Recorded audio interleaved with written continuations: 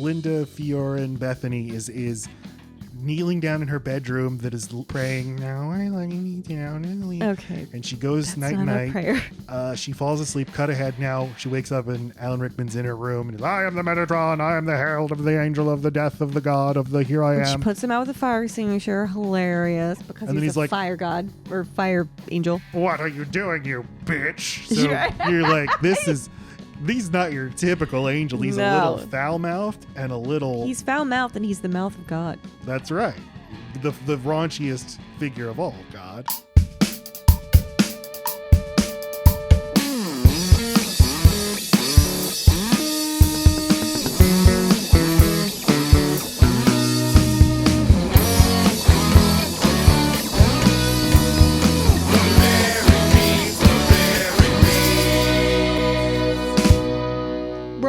Blunts and smoking blunts.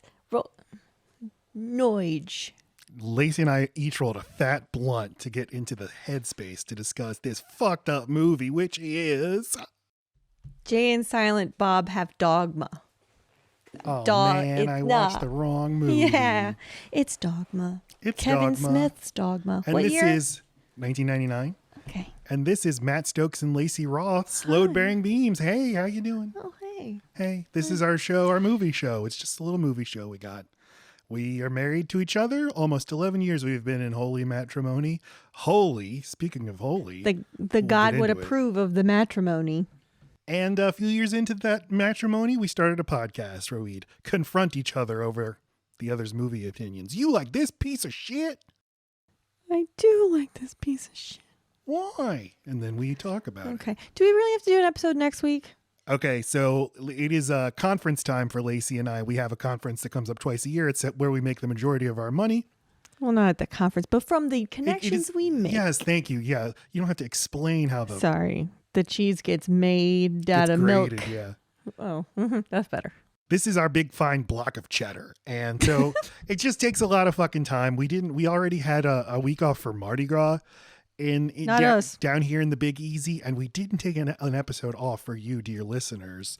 But now it's time to pay the piper, and yeah, we're going to have to take a week off. So next week we won't be here for you. I'm sorry. We'll miss you. We're going to miss you. But we'll come roaring back 1 week later, March 8th, 2024, and we're going to be talking about my movie, The Pagemaster. Ugh. The Macaulay Culkin live-action / animation hybrid. Better be good. It's not going to be people good. People like it. Yeah, people like everything. People are dumb. Like half of the video of our podcast are me trying to get comfortable in this chair. Maybe I need a...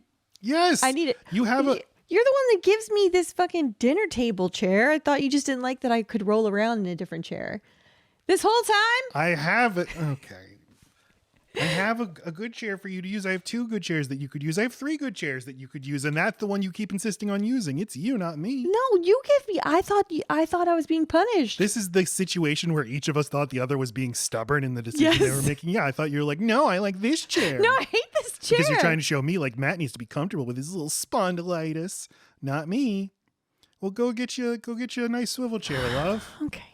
Okay, Laci will be back. I'll just vamp. I'll just vamp while she's gone. Okay, so I also in podcasts like when there's noise from over in a different area. I like that too. I like it. It's like okay, fun. So you have to actually leave. Look at my look at this stuff. Isn't it neat? Okay, well, if you're listening, that's not going to help you. But Laci just pointed to all her bullshit behind her. So, The Pagemaster. Yes, I watched this movie. This is maybe like one of the 20 movies I've seen the most. Though truly, it has probably been 3 decades since I've seen it. I'm sure it's not going to be good, but maybe you'll be surprised. It'll be a nice little breezy charmer. I mean, it's made by the animation's done by real animation people. So maybe it'll be a hidden gem. We'll see. We shall see. It was part of this trend of movies where they want to make a movie about the power of reading and the written word. Get out of this movie theater, turn off your VCR cassette,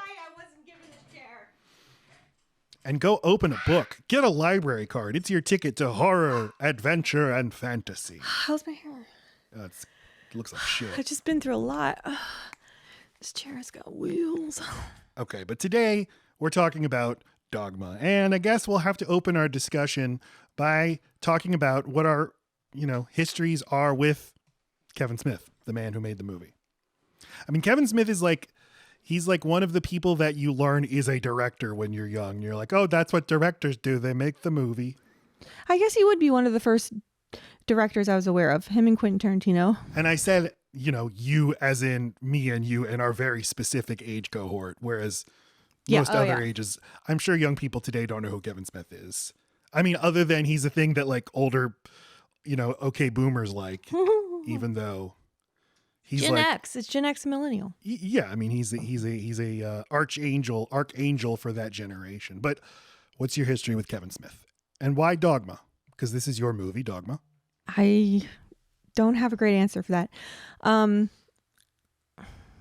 know I took you by surprise by asking this. All of his movies it was a signal to a certain group of people that like, I get it. I'm down with the kids today. There was always something about his movies that were very unpretentious, and they felt like they were for my age, but they're for people who are smart. They felt like they made me smarter, maybe a little cooler, but at the same time they seemed to be about losers. It was, I don't know, it was for me, and so I consumed it.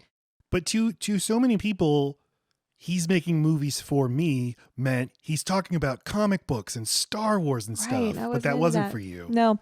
So, I mean, it seems like it was for outsiders. I thought I was an outsider, but I was even outside of this. And it seems like there's a little bit of stuff mixed in all of his movies, but especially Jay and Silent Bob Strike Back. And I guess Dogma, there's a lot of misogyny, a lot of fun gay jokes and stuff. Like, there's a lot of stuff for just your average dude. I'd say low on the list that of who this was supposed to appeal to would be, I don't know, maybe not girls in general, but I think it made me feel like a special girl that I liked it. I was a special girl. Very pick me probably, but I did feel clever when I watched his movies. Clerks is probably the one I watched the least. Mallrats, Jay and Silent Bob was probably the most. This one, I thought I'd seen it a bunch of times, but watching it this time, I'm like, wow, I really probably have seen this 3 times. So Chasing Amy, I don't know. None of them were ones that I watched over and over and over again, except for Jay and Silent Bob. And for some reason, I didn't pick that one because I thought it would be like less to talk about. I kind of cheated on this one. I sure wish you'd picked Jay and Silent Bob. I remember this movie. It's got a stacked cast. I just remember it being witty and good and interesting and saying interesting things about religion. And I was wrong. I think I was wrong. I think this might be the most Christian movie I've ever seen in my life. I think doing some research on Kevin Smith, the man, he grew up as a Catholic in a Catholic family, and he seems like your typical, like, it's not like I'm super into the whole faith thing as an adult, but I've still got it. It's like deep inside me, that Catholic guilt, don't step your toe out of line, don't say anything blasphemous. So he's like really pushing the boundary, but ultimately it comes back to, guys, this is all just about being good to each other and loving Jesus, and it's the message, not the organizations, it's the people who fuck things up. Because Kevin Smith is so loyal to his people, and he's just kind of like a snowball. He just kind of gathers more snow, and each drops of those snow find a place in his next movie. Just, you got to hunt for them. I think I've merged all of the movies into one mega movie. And I think it was instead picturing a part with George Carlin talking to Ben Affleck at a bar. And I swear that was in this movie, but it's in Jersey Girl. Jersey Girl, yeah. And I swear Selma Hayek, because of the little dot on Serendipity's head, I thought she represented another type of religion. Confusing, yeah. I thought this movie encapsulated a bunch. I had no idea. It doesn't even really touch on like your run-of-the-mill Christians that are here. You're Baptists, you're evangelicals. It doesn't go there. It's strictly Catholic, and this is truly like watching it for the first time. I don't know what I thought this movie was kind of taboo. I was such a good little Christian growing up, and like to even talk about religion and to like make jokes about it seemed so edgy and taboo and scary. And I wrote a note when watching this saying, I don't know who this is for. because it's not edgy enough if you're atheist. It doesn't get at anything interesting. And if you're Baptist, this isn't going to appeal you either, because like they're being a little too cute. They're saying a lot of horrible words and misogynistic stuff and talking about sex and like, you can't do that. And God's a woman. Baptists don't get down like that. So I guess you answered it. This is for Catholics. It's for Catholics, yes. And I forgot about those. I grew up in a family that was Protestant, but wherein my parents grew up Catholic. And so leaving the Catholic Church and going and finding a more laid back, whatever, non-denominational or Methodist or basically it was like which later churches, services, which has services later. Who's got the 10 o'clock Sunday morning, has a non-annoying minister, that kind of thing. Going for vibes. My understanding was always, well, Catholics must be like the really serious ones, and Protestants are more laid back. And then as I got older, I realized, well, there's not simple like that, but by far the most hardcore are certain sects of Protestantism. That's neither here nor there. It really seems like it varies from church to church. I mean, there's definitely sects that are all business, that's for sure. But I don't think you could say that the Baptists are any one thing or the Seventh-day Adventists are any one thing. They're slavers. It's always the why can't I say words? It's always the Baptist people who were bad-mouthing Catholic people constantly. Those people and their superstitions and their rituals, they think they're going to heaven. They would say that every Easter at my church. And we were just like, yeah, stupid. Ha ha ha. What a dummy. This is funny because I wasn't aware of that until I got with you.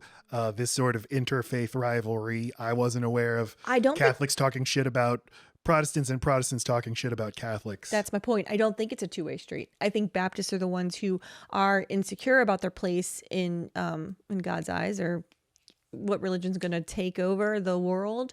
And they certainly don't see themselves as Christians in the same way that Catholics see themselves as Christians. And I think Catholics are secure, and they don't have the need to like fire back at Baptists. They probably just bless their heart. It is funny. We're both from southeastern Louisiana, the New Orleans area, which is one of the only parts of the southern United States where Catholicism is the most widely practiced form of Christianity. It wasn't until I was older that I realized it's weird to be Catholic. Like in America, historically, if you're Catholic, that means you're foreign. That means you're Italian. They made a big deal about John F. Kennedy being the first Catholic president. Like he's going to be loyal to the Pope? What? Instead of Uncle Sam? Oh, Uncle Pope. Here's my relationship with Kevin Smith. Okay, tell me about how you feel. Well, first of all, you have been nervous about this episode because a lot of people on the Film Talk community, who I like, who are my friends, love Kevin Smith. They do. And I've never had much of a relationship with him, but he is a podcaster, makes videos, public speaker, is very engaged with his fan base and has been for a very long time. And I think about podcasters who I listen to all the time, who I feel like I know. And when they do their work, when they make their movies or their music or write their stuff, I feel more personally invested in it, certainly. He takes kind of the comic book crowd approach, right? Like he goes to Comic Cons. He goes to places where fans can actually like interact with him, get his signature. And you think that's where he gets kind of his, because clearly comic books are very important to him. He's got to like come up with that marketing approach just because he wanted to be close to the people who maybe he knew he'd be cultish. Well, and in the early days of his movies, like one of the ways that the Gospel of Clerks was spread is he gave really popular Q&As after screenings. It was engaged with that aspect of promoting the movie in ways that other filmmakers weren't. And in a time where these superstar indie directors like Quentin Tarantino were busting on the scene, he seemed more approachable and like one of us. And he plays, I like where he puts himself in the movies too. I mean, Jay always finds a way to, Silent Bob, always finds a way to save the day in every movie. But it's like, I wrote this movie, all of my actors are doing my talking, I shall not talk. I'm sure he probably literally says that. I mean, but it just seems kind of like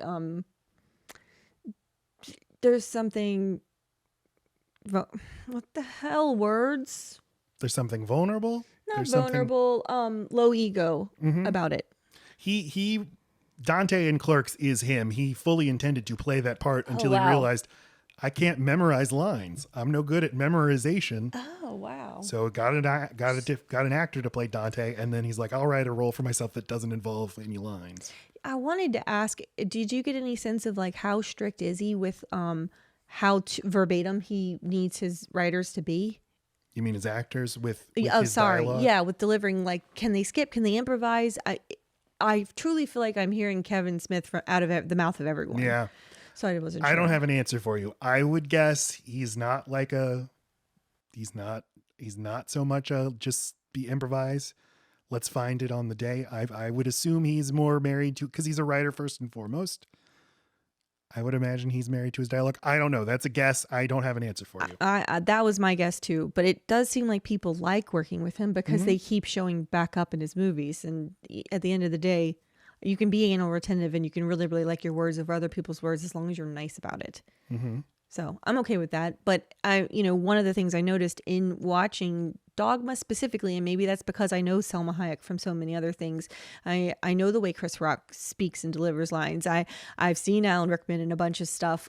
Those specific 3 characters, it was weird sometimes to see them deliver their lines. It's almost like they felt awkward saying it. Like it didn't deliver quite how they would have ever said anything, and so it just didn't feel like their words. So that was my question was, okay, now do that again, Selma, but say exactly what I have on the page.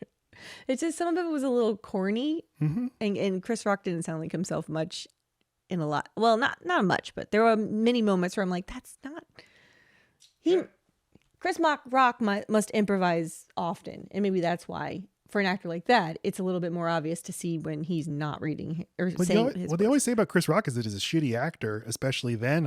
I thought he seemed to be handling this just bullshit pretty well, or as well as anybody else. Kevin Smith always says, quote, I am a shitty director, unquote. He always says that. It's the cliche about him. But never more than watching Dogma was I like, you need a director here. Yeah, why this not? Is out of control. It's okay to be shitty, but why not get a director then? Why not be that's the part that makes me think maybe he's a little tough. Mm-hmm. Yeah. That's where I get a little stuck too. Sour. I get a little sour. Until a few days ago, the only Kevin Smith movie from the View Askewniverse I had ever seen was I'd seen Clerks one time in high school.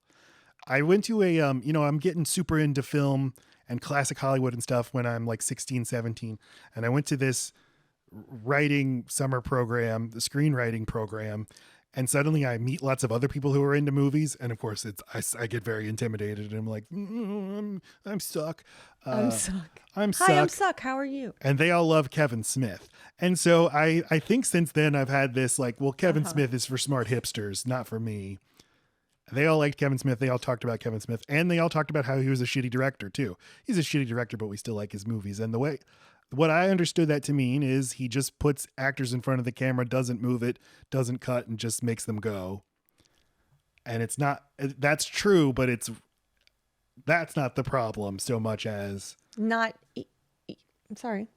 being able to create any source of energy or propulsion and just, I don't think he can work with actors. I don't think he can, like, it's a problem that he can't make Selma Hayek understand, or Alan Rickman, who are great actors, understand how to deliver his dialogue.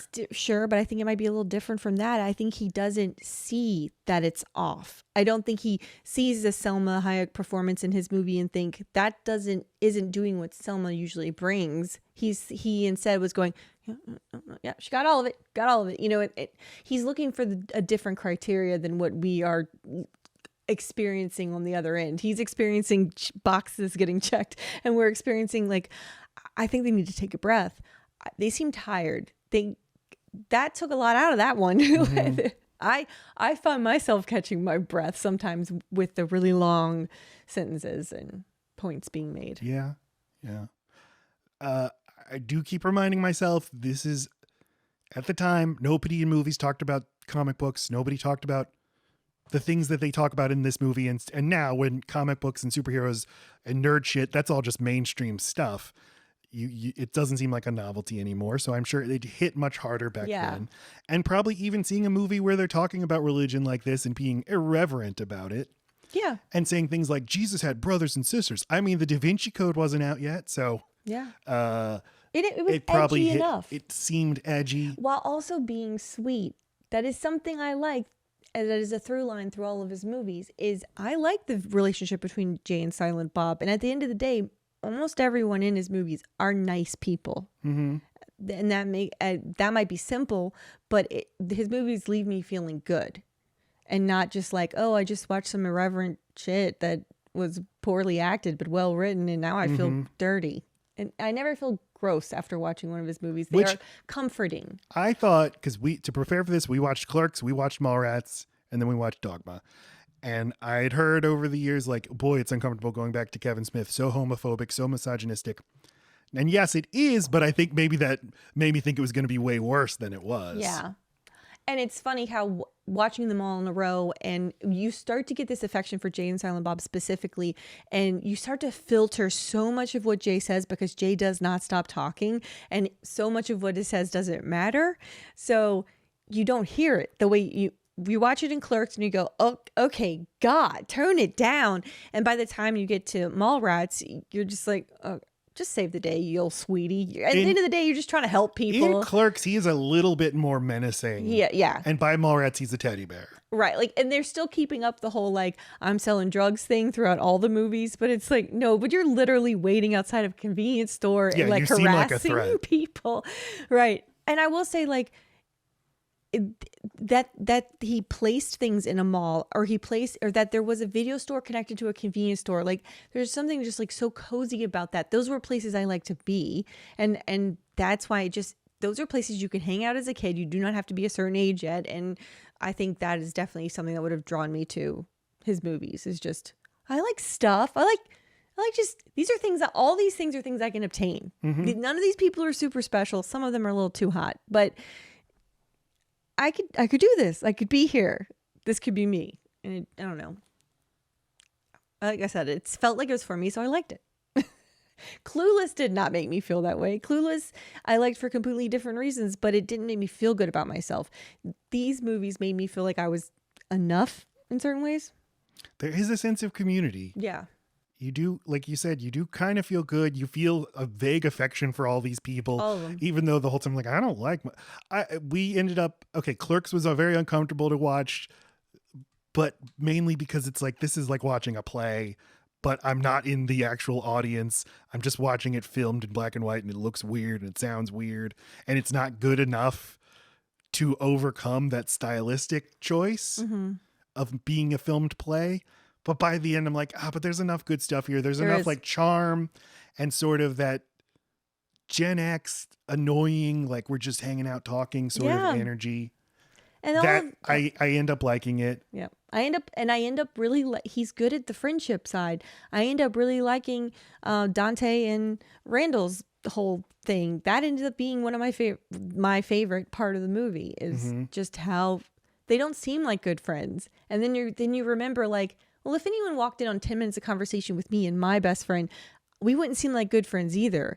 Like, you need the whole picture sometimes, or you need to sit in it. You need to see something come up where the friend can be a caring person, where just on the date, the rapport back and forth, we're busting balls. That's a good point, because they have a staggered friendship where they're just spending like 10 minutes at a time when they get a chance, but they don't immediately like start, oh, so good to see you. Right. Instead, they just fall into like slouching and reading something. I'll say something to you if something comes to mind, but I might not say anything to you. And that's why it feels so real. Like, you are just, they are truly just being, if we took 10 minutes of film of anything, me talking to, just seeing somebody for the first time who I always see in that same setting, I'm not going to be profound. Yeah.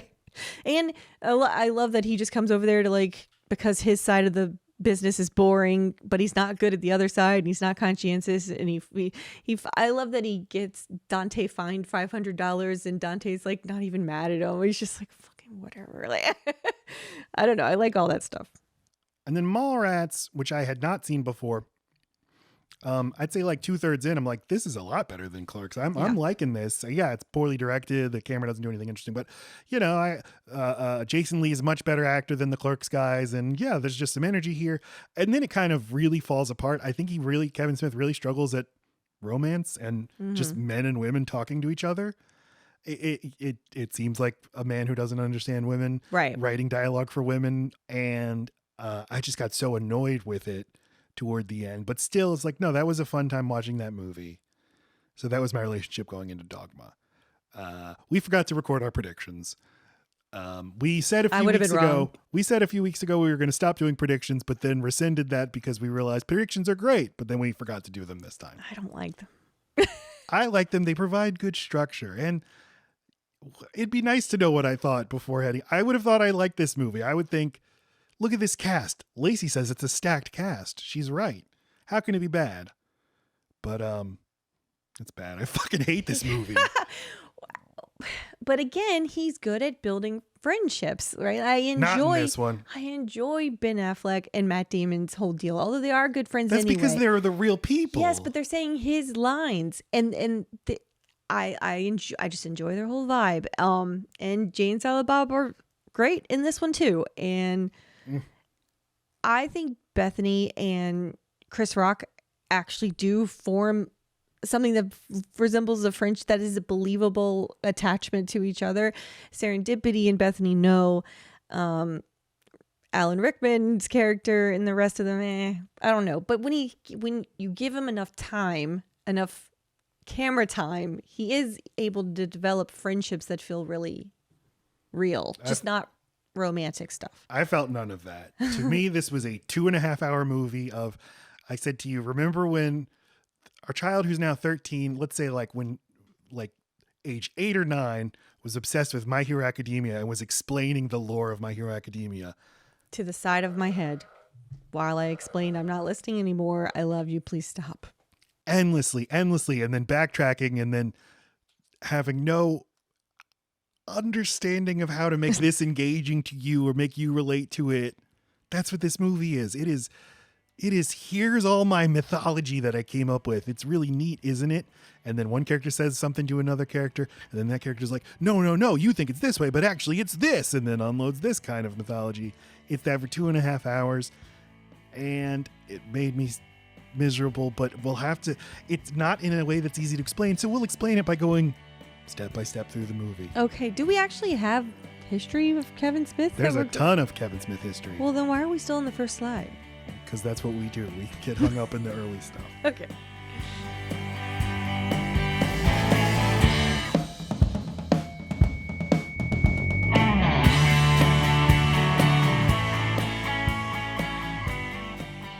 Okay, Kevin Smith was 38 years old in 1999. 38? Not in this picture. Okay. He grew up in Monmouth County, New Jersey, in an Irish Catholic family. When he turned 21, he went to see Richard Linklater's Slacker in theaters, and it made him realize, I could make movies.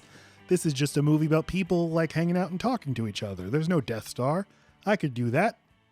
And yeah, it showed him the possibility. And an indie film was in a boom time at the time in the early 90s. Suddenly there was a alternative to the traditional Hollywood path. You can make more smaller, more personal movies at low budgets about human behavior. Is Singles one of them? Singles, is that one of the smaller? I kind of group it in Reality Bites. But Singles was made by like a big studio, and by Cameron Crowe after he'd made Say Anything. I don't remember what studio put it out, but I don't think it's an indie movie. Okay, but it has that vibe. The vibe. But literally, this was a time when filmmakers like Steven Soderbergh, Robert Rodriguez, Quentin Tarantino made their little tiny budget movies, took them to Sundance, and it exploded from there. Made them dance. And Clerks was one of the prototypical Cinderella movies that happened to. But Kevin Smith worked in convenience stores in his early 20s, and he and his friend, who he based Randall, Randall, the video store guy, on, had a contest to see who could get the most credit cards, who could get approved for the most credit cards. And Kevin Smith, what does that mean? Oh, literally apply for credit cards. Oh, okay. You get the credit card thing in the mail and you're like, yes, I shall apply. And he said he got 12 credit cards, but his Catholic upbringing meant he would never actually use them. He just had them in a shoebox. But set those aside, later he'll need to finance his movie, and they came in handy. Okay. He wrote this movie about a character based on him who works in a convenience store, and it's just about people, clerks, who work in their store and have their little problems, and they don't really grow or change and don't really have giant obstacles to overcome. It's just a slice of life. I said he intended to play Dante, but he realized he couldn't do it. So these are all just his friends that he got. Okay. Jason Mewes, who plays Jay, is That's his all I wanted to know. old friend of his. They filmed this at night in the convenience store where he worked. That's why if you're watching Clerks and you're wondering, why do they keep bringing up that the shutters are closed? Who cares? Oh. It's like, and on top of everything else, the shutters won't open. It's like, who Because cares? it's daytime because or they're filming. nighttime. They're filming at night and They don't want you to have a total sense of of it being. it's not nighttime. Alaska. Okay, but so Randall and Dante are both just friends. They're not actor friends. They're friends who want to act. Okay, because I felt they both did. It grows on me. And both of them have had careers to varying degrees working as actors. Was there any one actor in Clerks that was like a more established actor? No. Okay, so like the different people who come in as customers, the guy who's trying to get you to not smoke cigarettes. Yeah, these are all just local people. Yeah, Okay. It's not like, this was all, he starts his company, View Askew Productions, puts it all on his credit cards, $27,575 to make the movie. And, I've spent lots of money on artistic follies. The happiness just being, I did it. I did it. Like Dora the Explorer, I did it. And now I'm just going to be happy that I did it and move on with my life. He didn't expect anything would happen, but he was happy that he got to screen it in a theater in New York. And that, figured that'll be that. I'll be working off this credit card debt for the rest of my life. Do you have to put do you have to pay to get it into Sundance? No. You just have to but you submit have it. to It has to be submit. It has to accepted. be approved. Yeah. And I could go into the big process for that. No, But I just wanted to know if some of that money was to get it. It doesn't seem like it should be pay for play, so that makes sense. Right.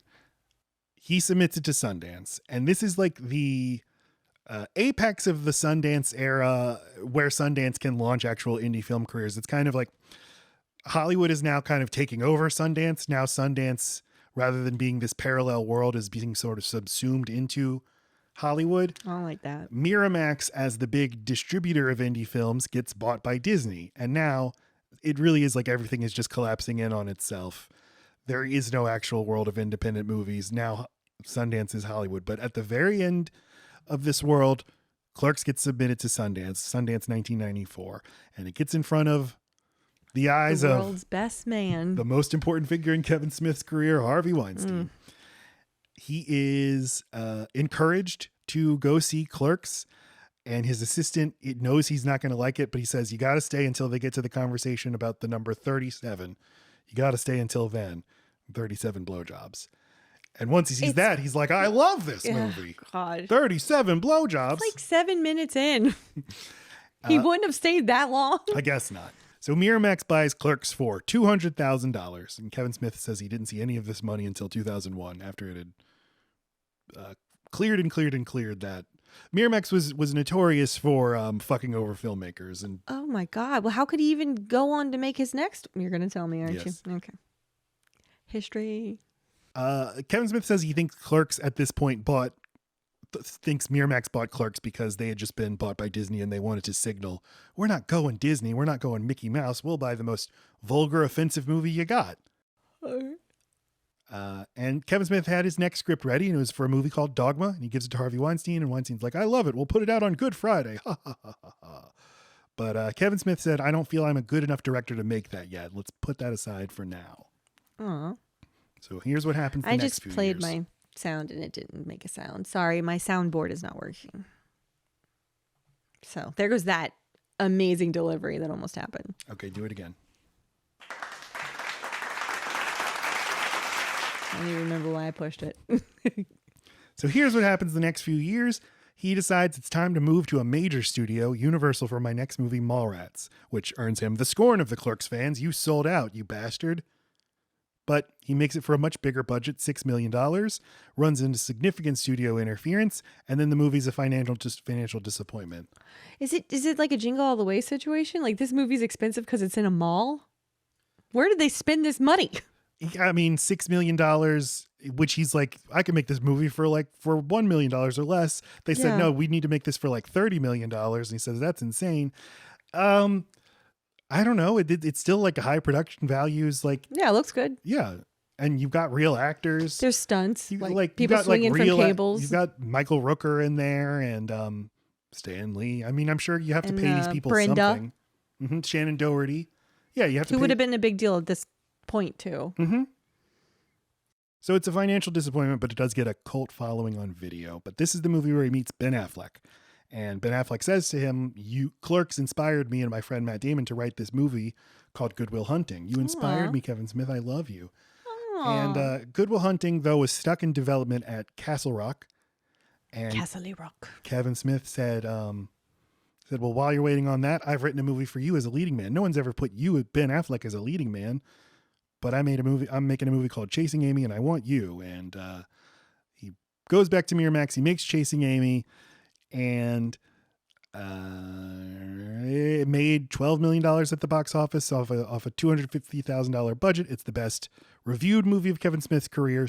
His career is like skyrocketing. He's got the critical acclaim. He's got his cult following, and his movies are made cheaply and make good money at the box office. And then at the same time, Miramax is going to make Good Will Hunting due to Kevin Smith's connections with Ben Affleck and Matt Damon. I guess they found the goodwill they were hunting for. Hunt over. Here it is. It's Kevin. Just an hysterical. Here, this is what I wanted. Never mind. Okay. Next time. All right, go on. Good Will Hunting is like an enormous hit, wins Damon and Affleck Oscars for writing. And I forgot to mention this. I've been using the book Down and Dirty Pictures by Peter Biskin, a book I've mentioned a bunch of times on the show, but that's my source for almost all of this. Great book about this era of both Hollywood and the world of independent film, but specifically about Miramax and Harvey Weinstein. I read it weeks before the Weinstein Me Too stuff came out in 2017. It was very weird timing. That's weird. And this book... I just started to like that guy. No, because the book paints him as a son of a bitch. Okay. Just for not sexual predator reasons. Right. Even though you read it and you're like, people are hinting at that. Okay. But the things they're saying he's a bastard for are financial chicanery and for cutting my movie and for telling me one thing and then doing a different thing. Ooh. And there's lots of stuff about Miramax's shady accounting. If a movie's a hit, they'll produce accounting that shows actually we're this much in debt because of this movie. So even though you have contractual profit participation points, you're never going to see the money because they mark an expense for another movie as an expense for Good Will Hunting. That's like classic Hollywood stuff that happens, but it was particularly prevalent at Miramax. Do writers not have agents?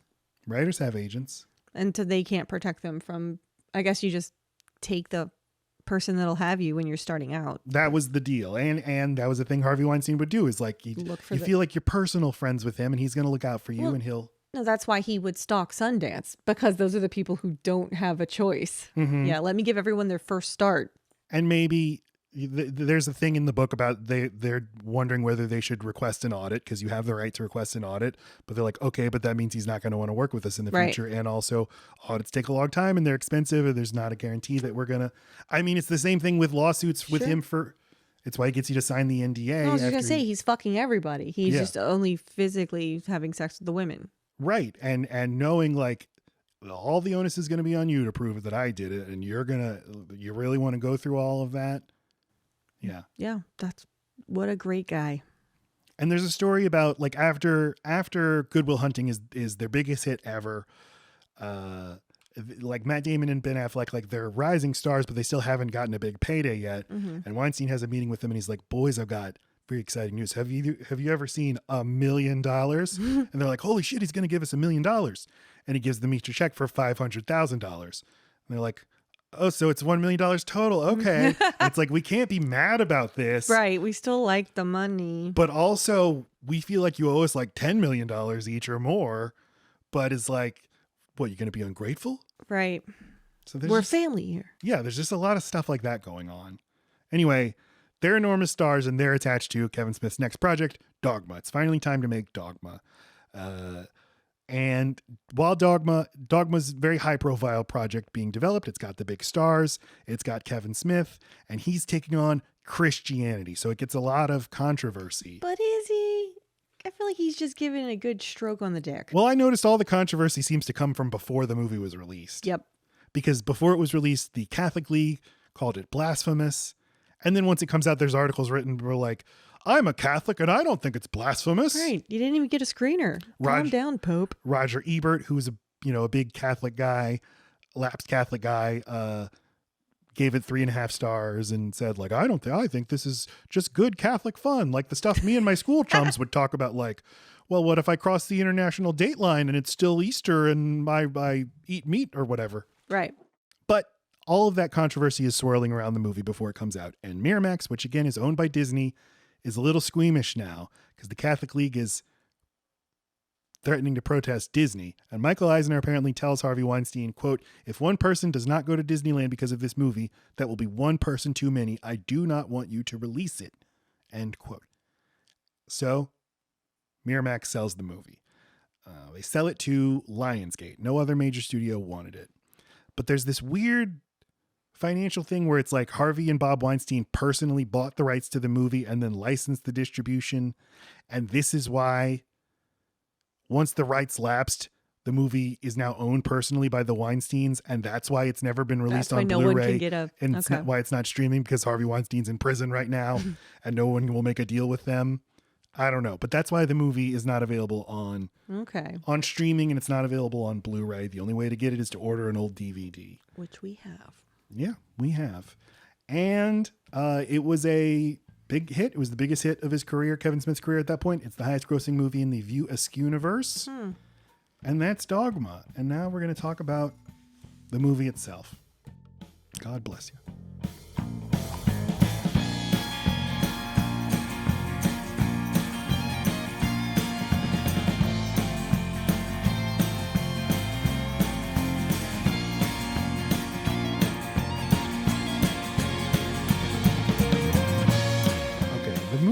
Dogma opens, and it opens with a disclaimer. And we'll open this section of the podcast with a disclaimer. You know, we typically record our episodes in 2 sessions over 2 days. This is the second part. And in between, I usually watch the movie again. This is a movie, it's one of your classic, like, really long, languid, complicated, detail-rich movies that I assume people in the 90s and 2000s watched over and over again and absorbed every detail. And it's impossible to think, how could you dislike it if you watch it for the first time? There's so much. But there's so much that you're distracted and miserable the first time you watch it. And the second time through, you notice things that are good. So you watched it again? I've watched it now 2.5 total times. Since we last recorded, I watched it 1 time normal, and then I watched it on 2 times speed. Now, I will say this, on 2 times speed, it's a good movie. All right. Because it's only an hour long. It's fast. You don't have time to stew in all the misery that is every scene where people sit around a table and don't you get it? It's like this. But how can it be this? It's that. No, that's just what they thought back then. I'm not saying I like the movie. I appreciated it more. I still think it's a bad movie. But things that were confusing and... when were you confused the first time? I was confused the whole time. I mean, my main question was like, why is this good? Oh. All right. Not confused by the story or anything, just confused like, so what are they going for here? Smart. It's hard to take it's hard to go back to a time. I mean, this is a South Park world that this is coming out in, but this movie, you know, people wouldn't have ingested 20 years of South Park, and it's blasphemy, and it's nothing is too sacred. You can make fun of everything. You can question everything. So you're saying it was a pioneer? I'm not saying it's a pioneer. What are you saying? I'm saying everything that maybe I think like, well, who cares about that? Who cares what point you're making? I've read that point in a million atheist books or whatever. There's people like me who would have never touched an atheist book until they were ready to get atheisted. That's what I'm saying. What are you saying? That this movie wasn't for you. It was never for you, and it wouldn't have been for you then. What we have to do on this show is try to put ourselves, is understand the context, And I do that work, and I'm left with this is not. There's still nothing here that I really like. Well, that was why I clarified and said, okay, so since South Park had not totally been around for forever, this was new enough. And I called it a pioneer. Maybe that was the wrong word, but that's what you're saying. It didn't have that baggage. Okay, to be clear, This is probably not interesting enough to clear up. My bad. I want to. Good. Those things that seemed new maybe make you think, oh, this is a good movie. Okay, so If you they are no longer saying say- they are new, but Yes, that's right. That was the only thing I was confused at, my love. Was You would do you hope- think they're new in this movie when it first came out? Or are you saying even then South Park had already been around and it wasn't a new enough No, idea? I'm saying it was new enough at the time. Then that is all I was looking for. We've gotten to the fucking treasure. But if something's really good, you can even take away the novelty of it and you're still left with something good and solid. And I'm saying there's nothing I already here. understood all of that, dearest, Starting over. dearest friend. So the movie opens with a disclaimer, and we've got a disclaimer for you. Just kidding. I'm No. not going to do it again. Oh, good. I gave this movie 1 star first time. Now I give it 2 stars, but I still Oh, God. find it insufferable. Is that your lowest? I always ask this. I'm sure there's a 1-star movie we've done before. This, Parenthood. yeah, I think Jingle All the Way I might have given. No, I don't know. This is as good as Mannequin. All right, like South Wait, Park. I'm okay with that. I was about to get mad. I'm good. Can I ask you something about star ratings that you give? No. Yes. Call you out on some hypocrisy? Oh, no. Don't do that. Nope. You said in our And Robin we're Hood going. episode, you're like, oh, this is a much better movie than Star Wars. And yet you gave it fewer stars on Letterboxd than you gave Star Wars. What did I give Star Wars? 3.5 stars, and you gave Robin Hood 3. I gave Star Wars 3.5 because of its groundbreaking importance to cinema in general. Like it's a textbook. It's a beginner's course in, hey, you want to be a director? This Robin Hood Men in Tights was not that. Robin Hood Men in Tights was a more fun experience. Prince It of was Thieves. That is also what I meant. It was a more fun experience. I enjoyed watching it, which is a big distinction between that and Star Wars. But it wasn't crucial or important or groundbreaking. So I get it. It's like Birth of a Nation. You're like, yeah, it's like pro Ku Klux Klan, but look at the montage techniques it's creating. That's what you're saying. no, Like South Park, Dogma opens with some disclaimers. There's disclaimer humor. And it's like, this, if you think this movie is offensive, you don't have a sense of humor. After all, God has a sense of humor. Have you seen a platypus? And you realize, like, oh, this is kind of a wholesome movie. It's making platypus jokes at the beginning. and then apologizes to the platypus. Yeah, this was a time where pluralizing words was very funny. I still enjoy it. So we're on the boardwalk of the Jersey Shore, and an old man. Who is this man? What's he doing? Why does he look so serene, so godly? He's God. I instantly think Clockwork Orange is about to happen. It does. And then it does. He gets beaten up by some hockey toughs. This man, this John Doe, is played by Bud Cort from Harold and Maude. Yes, Laci. Am I misremembering, but aren't a ton of movies shot on a very empty Jersey Shore boardwalk? Doesn't that happen often, that the boardwalk is it just really bad, like, business over there? He's clearly maybe out of season. There's probably no the one there. off-season. Fine, but I feel like they use the Jersey boardwalk very often this way. But maybe that's just for, like, ease of shooting. Example. You just need the there's definitely a Sex in the City moment where it's an empty boardwalk. The Sopranos. There's The Sopranos. There's Boardwalk Empire. There's, I feel like there's other kid movies and stuff. Maybe it's just like, if you care about Jersey the place, you would understand the importance of going on the off season, or what you would use the boardwalk for in juxtaposition of what you would use it for when it's in season. Maybe it just means something I don't understand. I think you just understood it. Fuck yeah, I'm smart. So he gets beaten up by these hockey toughs.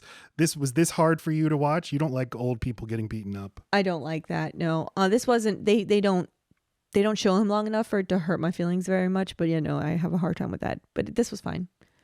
And is it the Lord of the Flies? I don't know what it is, but the fly sound effects, that the buzzing, they make it seem like it's happening from their rollerblade wheels. And in the first few shots of the three boys, they give you a little bit of a reason why it's happening, and then they just drop all of that by the end, and it's just like you see them and you hear flies. Do they ever supply a reason? Because I noticed They like do. this movie explains everything. Oh, no, I'm just saying that they give you like a real life reason why you might be hearing that sound, because the fly buzzing does sound a lot like wheels going or someone going fast. It makes them sound fast, but it just makes them sound cursed, evil, locusts. Yeah, I feel like they were going for a locust vibe, right? Like this is a plague. Yeah, I guess. I don't fucking know. I didn't write it. We check in on Cardinal Glick, played by George Carlin, but he's a famous atheist. What's he doing here mocking our religion? He's Cardinal Glick, and he's trying to bring Catholicism into the 21st century with his new initiative, Catholicism Wow. And which is a funny name. yeah, it's like 8 minutes into the movie. I'm like, this is a good movie. This is funny. This is funny. And they're going to replace the crucifix with the Buddy Christ. And it looks very funny. And I'm writing in my notes, we're in for a fun time. And I like a good physical object from a movie that you can have later that isn't, like the hand from Talk to Me became popular for horror fans to get and put into their collection. And then I know a lot of people who have that hanging from their like rearview mirror, the Buddy Christ. I don't know, just like you could just tell sometimes like, oh, that's going to be a physical object I can collect if I want. Kevin Smith was an early adopter of the web store. What do you mean? Just an online He merch started a store website and he's like, here, you can buy stuff that ties into my movies. That's fucking smart. You know what Kevin Smith is? Smart. Is this the nun? Is she from a previous movie? I assumed this is a role for someone from a previous Kevin Smith movie, but I couldn't really peg her. You might be right. I didn't note it if it was. Just but I'm no Kevin Smith-ian. Almost all talking roles, especially the minor ones, are to a character. That's true, and so early in the movie. It's our first introduction to Matt Damon and Ben Affleck. They're at the airport in Wisconsin. That's random. And Matt Damon is having this conversation with a nun, and he's talking to her about his theory. This movie's got a lot of theories. Kevin Smith's got a lot of theories he's going to say at you. And this is about how the walrus and the carpenter from Lewis Carroll's Through the Looking Glass explains world religions. We're all just the oysters. We're getting duped along by the man into believing religion, the opiates of the masses. Is this important? Is this important? This is everything. You're right. And he talks this nun out of her faith. And Ben Affleck, an on-screen text tells us that Matt Damon is Loki. And I was digging around. Does Loki have any connection to Christianity? Loki's a figure from Norse mythology. What's he doing in this Christian thing? And I couldn't find a solid answer. Oh, I figured all the names. I mean, Bethany certainly made sense. And then... what is Bethany? It's a name that comes from Bethlehem. Also, Bethany's in the Bible. That's a biblical name. I'm not saying it makes sense that she's the first scion or his last scion or whatever, but her name made sense. And then Bartleby, yeah, that's just the guy from Babes in Toyland. It's just a Herman Melville story. It's just a funny word. Yeah. All right. He sure did in Rufus. He sure did pick names that seems like they could have been biblical, even if they're not. This argument that Loki is making is basically, it's an argument that we all make is that a high school boy would make. Yes, but it's one of the good ones. It is a good one. How is something how can you define morality as something that you do because you fear you're going to be punished if you don't do it? That's not morality. Right. An act is good or it's not good by its own merits, not by the consequences that you will incur from a revengeful God. You figure it out by the effect it has on others, not by the effect it's going to have on you. And this nun is like, you're right. I renounce my faith.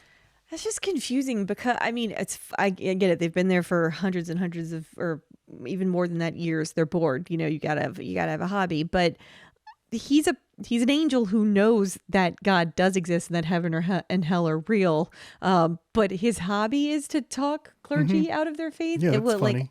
It's funny, but is it his issue is that clergy aren't serious enough and they pretend to know something that they've never seen and have faith, but he thinks they're phonies. I don't think so. I think I'm so good at this, I can even talk clergy out of it.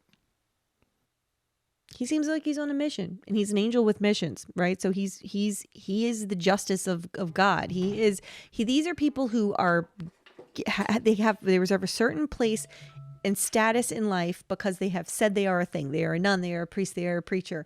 So if you're going to wrap yourself in the shroud of, I am here to speak for God, then I think they are the right people to test and to see how strong is their faith, because those are supposed to be messengers for God. There aren't angels on this world. There are these people. So I think this might be his way of making sure just the strongest, best messengers are the ones he lets get through his grasp. Maybe. Yeah, I'm right. Okay. I don't know. So many things in this movie are like funny to describe, or like, how about this? An angel who literally knows God's real, but he tries to talk people out of believing in God for the lulz. It's like, yeah, I guess that's funny, but it's not fun or enjoyable to watch happen. Oh, I don't know. I enjoy all the Ben Affleck and Matt Damon scenes just because they're so good. But the thing he's doing is kind of beside the point. I enjoyed this scene because I didn't know the whole movie was ahead of me. Like, oh, here we go. Ben and Matt, my friends. And Matt Damon's chewing gum, so this movie automatically loses a star. And I like it. I like eating in movies. Oh. Okay, you don't need to like cum just now. That's rude on a podcast. No, reverse cum.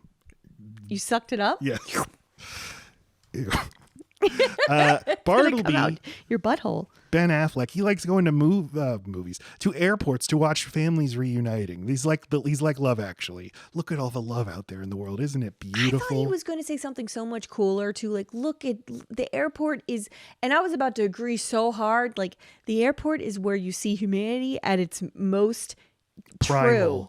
Yes. Right. Everyone's got the most important thing they need to go do. Everyone's flight is the most important thing. And I mean, it is. If you think about your life preparing for a trip, even if you're someone who travels a lot, the fact that you get on that airplane at that time does make a huge difference to your one specific life. But you're in a giant hangar full of people feeling the same way.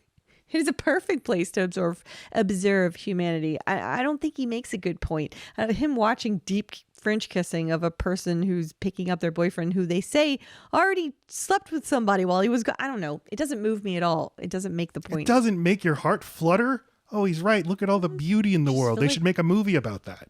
All right, thank you. I just feel like there was room for a cool thing to say here. I mean, the Kevin Smith movies always have great observations. That one was just it wasn't the right one. Fail.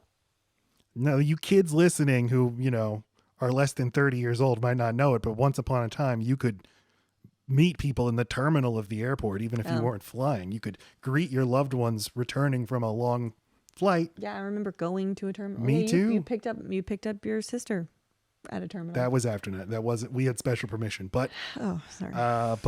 We're white. Excuse me, we're white. Yeah. Coming through. That's what happened. Yeah. No, I remember picking up like my mom. She would go on business trips and we'd walk off the airplane from the little thing. You're so good at airplane. The jetway is what it's called. All right. Walk out, mother. You're back. A lot of things have changed. Shake my hand. Not in public. All right, we're on slide 1. This always fucking happens. They find out this thing about this Cardinal Glick in Jersey. He's created an archway, and if you pass through it, you get a plenary indulgence, and it means all of your sins of your lifetime have been wiped away. And Ben Affleck points out, we have the power of transubstantiation. We can turn ourselves into humans, go through that, because I didn't mention this. They've been cast out of heaven. They're stuck here on earth for all eternity. They are angels. God decrees you're never coming back to heaven. And Bartleby says, well, wait a minute. What about this? What if I get the plenary indulgence? Then I get to go back to heaven. Isn't it weird that it took that long for a clergy to think of this thing to do? I tried to figure out if this is a real thing. I mean, indulgences and plenary indulgences exist, but you get absolution for everything that ever happened to you just by walking under a thing. You thought you were going to look that up, and all right. I have Wikipedia plenary indulgence. Great. I was thinking this movie was going to have some good points about abortion and I mean, at least they do say I'm pro-choice a few different times. That's great. But they revealed that, well, now we're following a lady. Her name is Bethany. We see Jeanine Garofalo for a little while. I wish she'd stayed around, honestly. You don't know this is going to be your main character. The movie's just kind of been checking in on different people so far, so you really don't know when it's going to matter. And it's just two ladies talking at work. The only thing weird was that, they had to walk through some protests to get in, which is pretty normal. I wonder if this movie thought that was edgy or like extreme. Like maybe picketing outside of an abortion clinic has like ebbs and flows.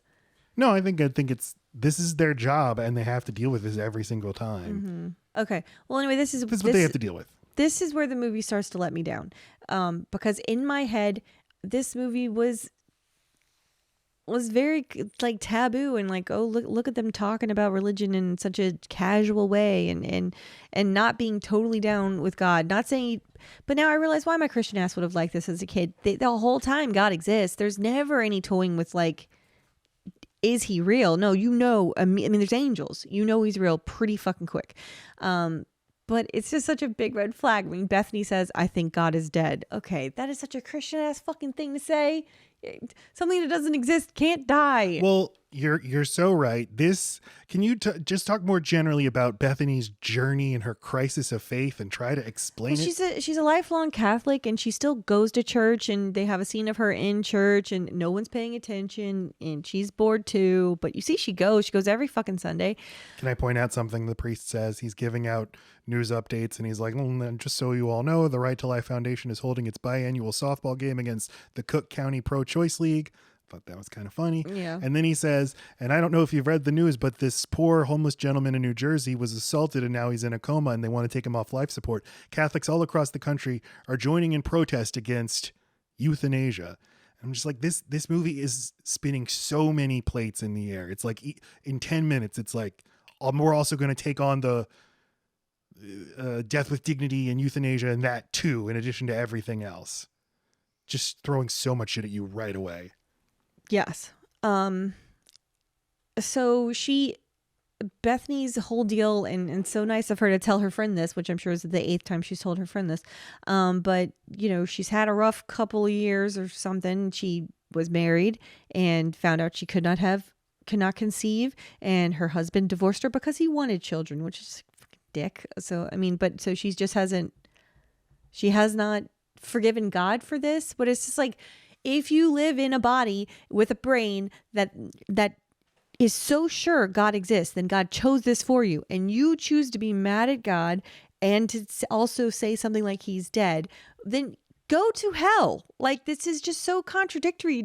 Anyone who believed in God this much wouldn't be like, I'm mad at you. At least, I mean, the way I was raised was, when a bad thing happens to you, you know that you're supposed to wait for the reason it happened to unveil itself, or you make up one, but you convince yourself like, he sure is mysterious, he knows best, because you find a reason why even the most terrible thing was actually the thing that had and needed to happen. God is so wise. Or you do the other logical thing that happens to people is, I don't think there's a God. But that's not what she's doing. Like Mel Gibson in Signs, right. She's saying, no, I know you exist and I hate you. You did brat. bad things to me. She's a fucking brat. Like, does she understand what horrors happen in the world all the time? She's at an abortion clinic. Are people not being raped and molested and under horrible living standards and conditions that they need to abort a baby for a million different reasons? She sees that every day. But no, her story. I'm mad at the Jesus Christ. Boo. It's just like, it's a weird idea to have a movie where people are going to be interacting with angels who they know are angels. Know with proof. Okay, so Jesus and God and all that exist. Okay. You can't then have a character go on the either I had lost my faith, I don't believe anymore, or I had thought God isn't good anymore. You can't have either of those, because now they're interacting with and getting direct proof. It would be more interesting if she's like, I'm learning God exists and he sucks, but that's not what's happening either. Which is so hard to once you see it, once you feel it, once you're looking at just the randomness of even like the big unveiling of who God is at the end, and that person is so serene and so nice and charming and all that, and you the whole time just thinking, you let all this fucking happen. Like, I just don't get it. I don't get the, like, I'm not like in awe. I'm not like, wow, look at what this person can do with the rubbing of hands and the lay. Like, you created the entire universe. You need to do all this to clear up one fucking hole in a person. Sorry, I'm jumping ahead, but it's just like, are you powerful or aren't you? Are you good or aren't you? Like, you seem like a flake. You're all powerful, but you can get trapped in a body in a coma. Right, because you have one weakness, which you're God, but you have a weakness, and that is for skee ball. And like, I get that that's supposed to be funny, but it's just put a skee ball thing up in the heaven where you are. Does it go through the clouds? Anyway. That bothers me a lot less than just our main character, her journey through the movie. Not only I don't connect to it personally, I don't understand it. It doesn't follow A to B to C to D. At all. And I couldn't even tell you where she is at any point in the movie, like emotionally or spiritually. No. She's just like, I've lost my faith. I wish she were even that. I mean, as the movie progresses, I like Bethany more and more, but she always just seems shitty. Like, she just seems younger than she is. She seems immature. This is an older female lead than I would even expect them to use in a Kevin Smith movie.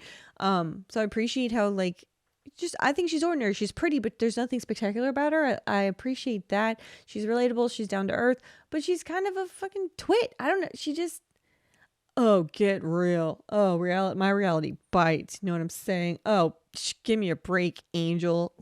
It just gets old. When she is serious, when her relationship, once again, Jay and Silent Bob to the rescue, her relationship with them is what makes me like her. This is Linda Fiorentino, and we should just talk about her for a minute. Her career, which was really ascending in the late 90s, kind of collapsed, and I think this movie is partially responsible, and I think Kevin Smith had a hand in it. On the commentary of this movie, he said during the scene with Janeane Garofalo and Linda Fiorentino, he's like, Janeane Garofalo, wish she had played the lead of the movie instead. And apparently people took and ran that comment with it. And Linda Fiorentino, who was the third lead in Men in Black, was not brought back for Men in Black 2. And there were rumors that Will Smith and Tommy Lee Jones said she was difficult. And now we know, like, when that word gets thrown around about a woman, you have to now be suspicious about it. But her career really did collapse after that. Kevin Smith recently has apologized to her. Just because he had a preference for Janeane Garofalo? I mean, well, he fed the narrative that she was difficult and that she was bad. When maybe he didn't believe in that, and maybe there's never any solid reporting that she's tough to work with. It's just what happens with women. Right. Well, and she's just a brunette. She's not like any kind of particularly drop dead, devastating, gorgeous thing that you can't do without. So, yeah, they're disposable. She has a deep voice, which I like. She has a delivery that's always very low in the mix. And this drives me crazy. I know it's an acting choice, but when I listen, especially when I was watching some of Men in Black, and Tommy Lee Jones and Will Smith are just barking, and then you're telling me the gangsters under Orion's belt. But it's at the same volume, so you're like, okay, so the sound mixer had to boost her way the hell up. It sounds so weird. No one could handle this role in this movie. This is a losing proposition to take on this role. Yeah. I don't think she acquits herself well, but I don't necessarily blame it on her. I don't mind her in this movie. I just don't. She has way too many faces that she gives Alan Rickman in that first restaurant scene, and I think I have a clip of that because I don't think I forgive her after that. I just keep all right, let's go ahead and pull it up because it's so much, and it's like he's already proven he's a fucking thing. Just believe him now. Now you should be reorganizing your life to deal with this new reality and who you're gonna tell I love you to and who you're gonna make sure they don't go to hell. You're not fucking making jerk off noises or faces to this goddamn angel. This is later in the movie when Alan Rickman shows up. I'm an angel. You have a special destiny. I'm going to tell you about it in a Mexican restaurant. And this is the only clip I got from the movie, but it's emblematic of what the whole movie is. But also, as I watched it over and over again, I thought Laci must be allergic to the faces because Laci is sensitive to face acting, to people doing little face things. Because it's. Let's just watch. She's in a different... If they're allowed to enter that church, they'll unmake the world. If this is so major, why are you talking to me? Why doesn't God do something about it? He could, but he'd rather see you take care of this one personally. Why me? Because of who you are. And who am I? Okay, pause. Fucking Jesus Christ. Okay, do we not see her take a shot? Because that's the only thing I could figure out is she this is a bad impression of someone who's drunk. They're both tipsy. acting a little tipsy. Fine, then I need to see you shoot a couple more. Yeah. Because that is the playful thing that I picked up on is that. But they also don't seem like they're in the same room. She doesn't seem like she's responding to Alan Rickman. She seems like she's responding to someone reading those lines. That's direction. That's Kevin Smith being a Sure. shitty at doing shot reverse shot conversation. They may not have been literally physically both together. They probably were. Or one of them did a retake to like fix their energy, Alan, because he's in it and he's leaning in, and she's just like, "Okay, Dad." And this is the first one of these scenes in the movie where somebody data dumps on the other. Don't you understand the rules of everything? Everything you thought was wrong, and now here's everything new.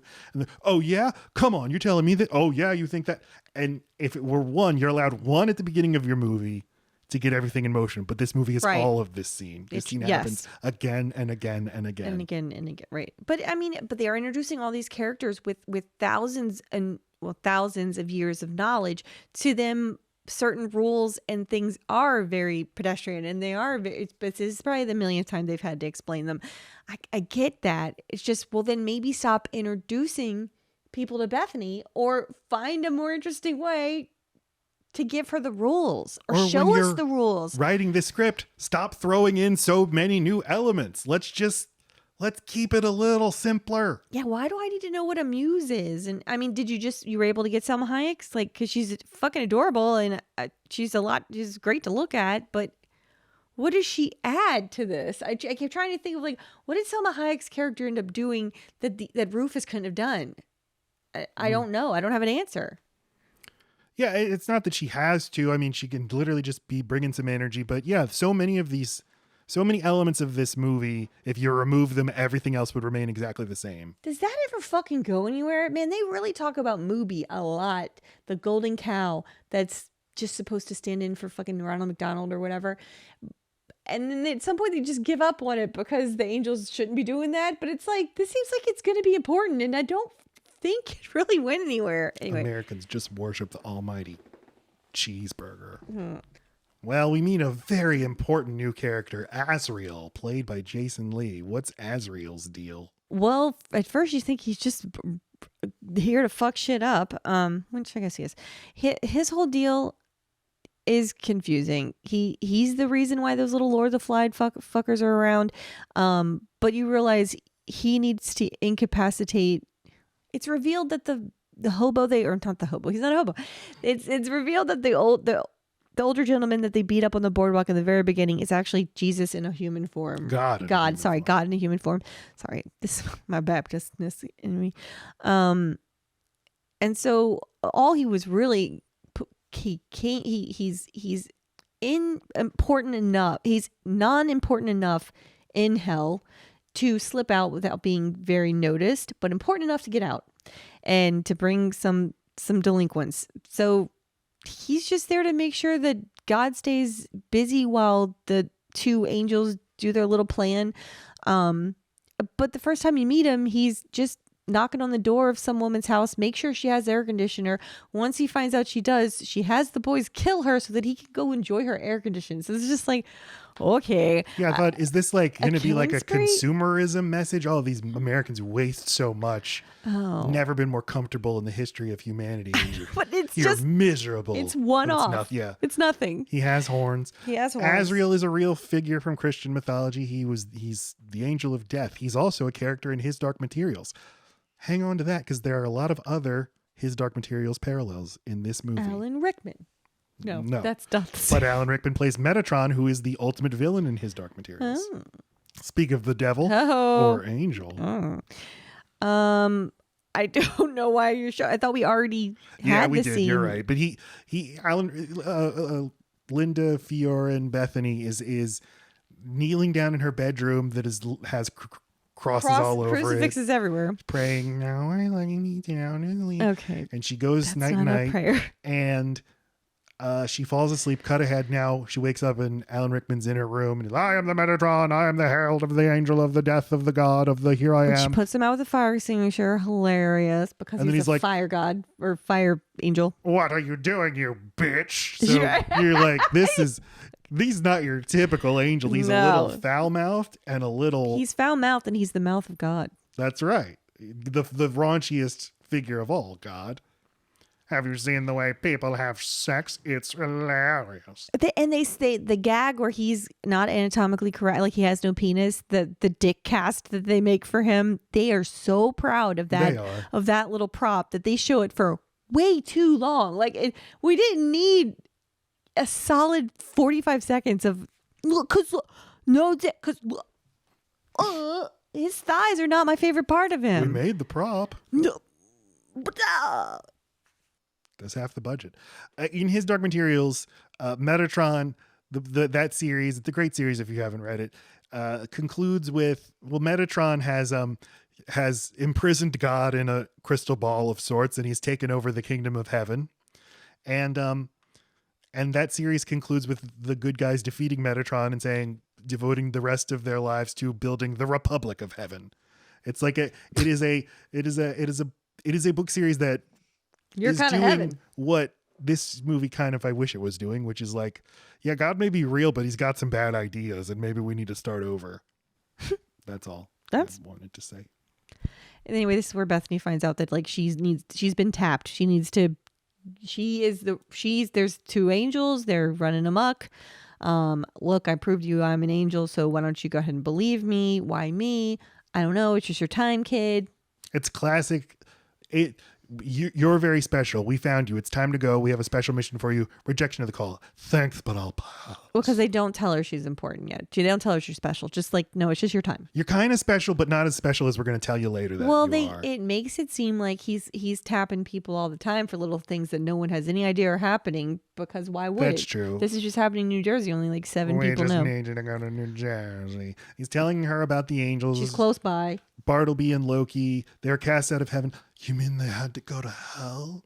West Wisconsin. Oh, home of the cheese heads. But they're not confined to Wisconsin. They were just sent there, but they can leave. Oh, who cares? And they had all the time in the world to do it. So Right, just walk around. go somewhere else. They keep getting to the airport. Get on a Yeah. plane.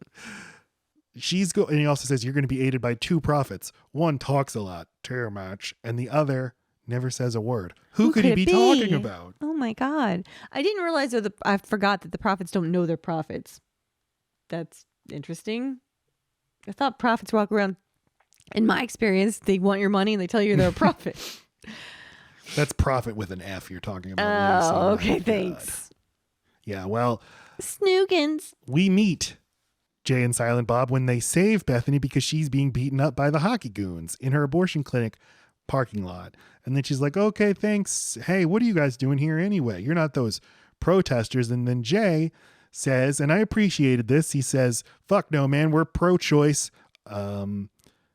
Specifically says, I thought I wrote it down, but it's just like, no, man, what a woman does with her body is her own choice and it's none of my fucking business. And I was like, I mean, this was the 90s. This was like, Yeah. the left's position was like, I mean, we're pro-choice, but you should obviously be very ashamed if you have an abortion.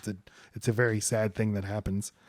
So it's just, I admired that this movie bluntly says that. Yeah. And they go out to a diner together because she realizes you're the prophets and you're going to take me to Jersey. Bethany and the prophets this is going to be a road trip movie. We're going from Illinois to New Jersey, but their car breaks down and they're on the side of the road and they're bickering. And then Chris Rock falls out of the sky, Rufus. He gets up and he's naked and they're like, "What? You're naked. What are you doing?" They give him a jacket and he starts info dumping on them. Okay, here's my deal. I'm a dead man. I'm not an angel. I was a real man. Then I died. Also, I was friends with Christ. Wait, you knew Christ? Yeah. A lot of that going on. I was the 13th apostle. They don't talk to me because I'm black. Mm-hmm. I mean, that's at least interesting commentary for like who writes history. Yeah. And why, they do touch on the fact that like God's just written as a man. Whoever's writing the books, that's who they make him look and sound like. I think we're making this movie sound good because all these things are good and interesting. The points are good. That's the thing. This movie has good stuff. It's making interesting points. It's a good Wikipedia page. The goons show up and they're about to attack, but then instead of attacking, they leave by cutting a hole in reality and jumping through it. Right. Also something that happens in his Dark Materials. Okay. And I'm not suggesting this movie ripped off his Dark Materials. I'm just saying interesting parallels. Rufus wants the Bible changed because he's the 13th apostle, but they never talk about him. And also Jesus is black. And this is just one of so many scenes where he's just like, Jesus is black. And then Jay's like, I don't buy it. And Rufus just like rolls his eyes. And then Bethany's like, well, okay, but if that were true, why wasn't it in the Bible? And It's like, what? That's what we're saying. Rufus is saying that shit wasn't written about. Because I guess the thesis statement of the movie is like, okay, the Bible has a core message that's very important, which is God. Blah, blah, blah. Yeah. People pervert that message when they start their factions and their churches and stuff. But the real message is the same. Well, no, because they seem to have a lot of commentary about how the Bible is written in a skewed way. It's a view askewed. Oh, you're right. You're right. So it's not. So man even the wrote Bible. that. Yes. Yeah, right. That there's a lot of real shit, but the dogma is the problem. People get hung up on their own rules. They get hung up on their version of something, what they were taught. They're losing the bigger picture. But that doesn't make sense, because then you got the two angels who are so hung up on adultery and because the 10 Commandments matter. But that was written by a man too, although those were written by God. They were given to Moses. But like, who's deciding? They seem to care about morality. Well, and they say, and the movie is operating with their harebrained scheme is we can get into heaven by crossing under that archway. And that will negate reality. We didn't mention that. Those are the stakes of the movie. Is the universe will be torn asunder. Listening to this without knowing. Because I bet more people listen to this who haven't seen Dogma than who have. Okay.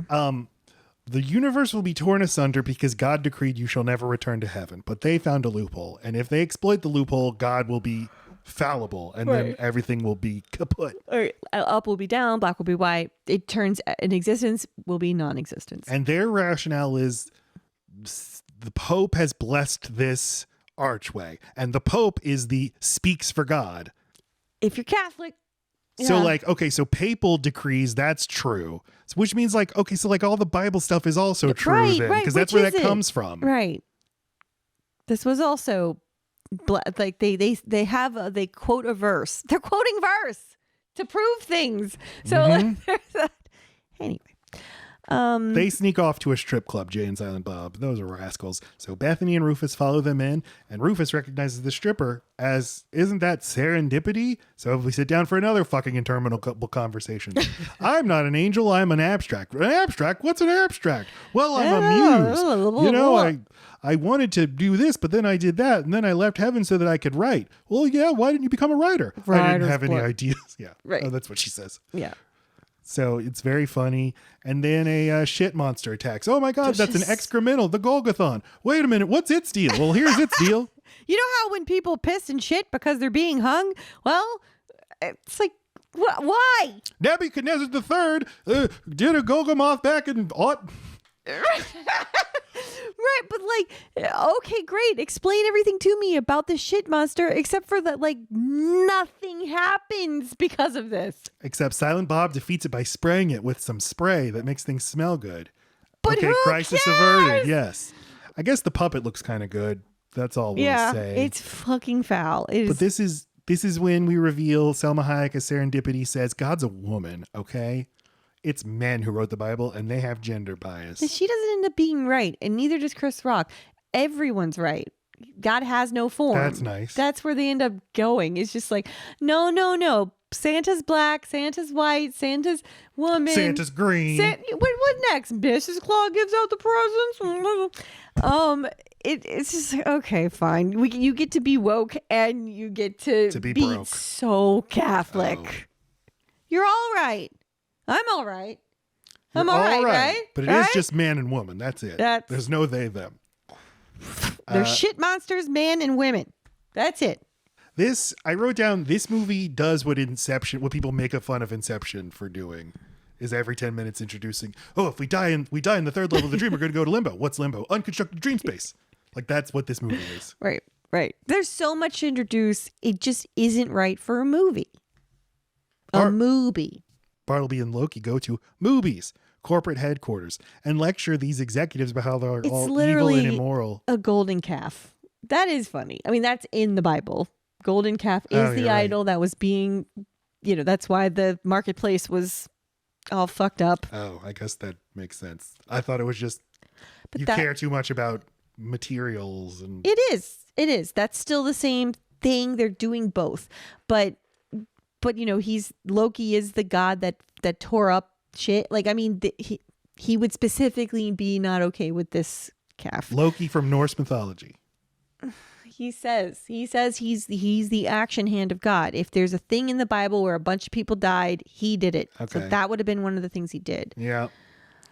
They kill all these executives. What this scene goes on forever. I don't understand. And the things they say people did wrong really vary. Yeah, some of it's like you cheated on your tax returns. You molested a small child.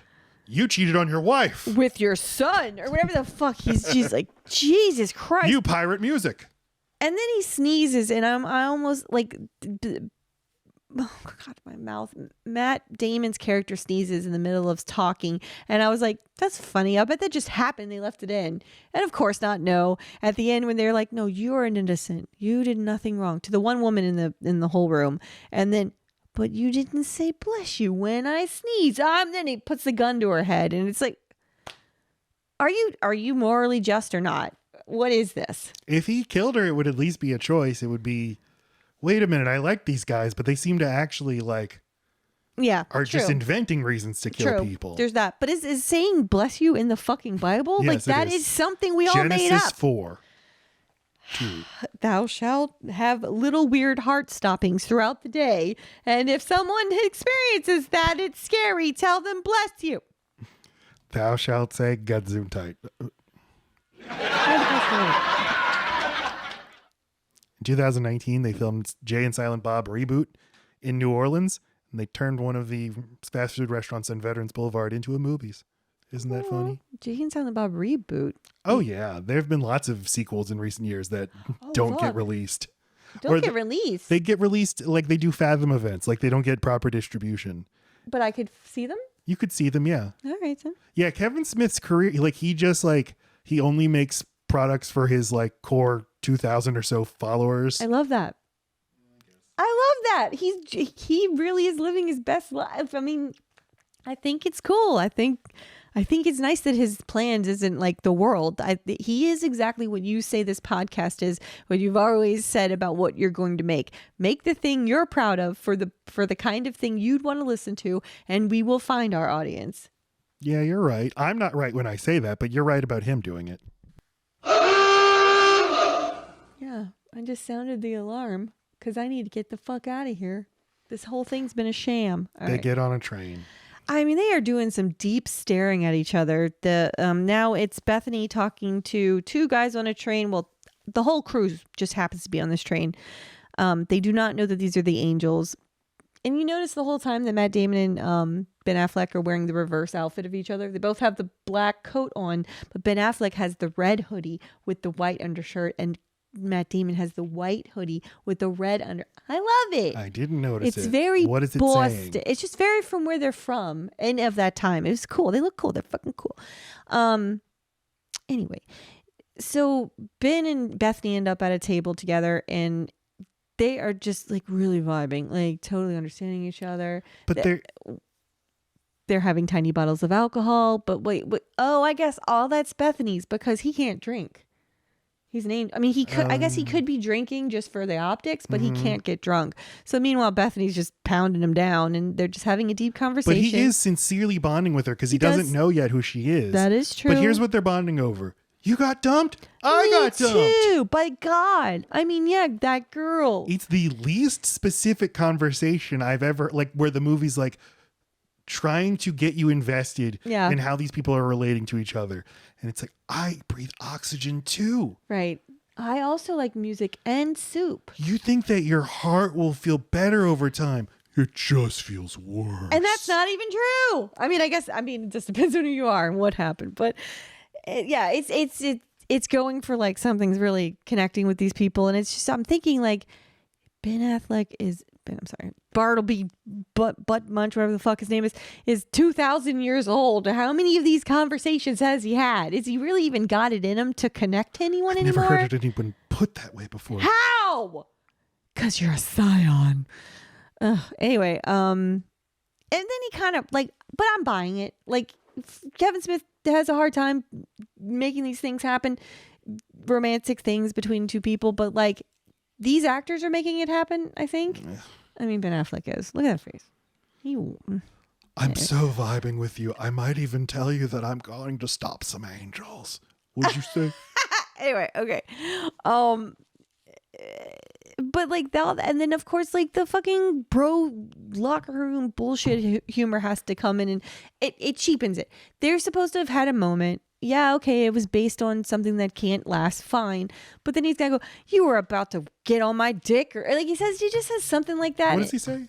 I don't know. I said something like that. He just, once he figures out who they are, and she's yelling at him like, "You're this," and he's like, "Oh, shut up, lady! You were about to mount this fucking dick." I don't know what he said, but he shames her for being drunk and like having a deep conversation with him, and it's just like, "Oh, there you fucking ruined that." Like that could have been a thing. It didn't have to be ruined. But this is all supposed to clue you in. Where do you think you lost your faith? I don't know. I just, God wasn't listening anymore. Isn't it weird how much we have in common? We're more alike than different. Got it.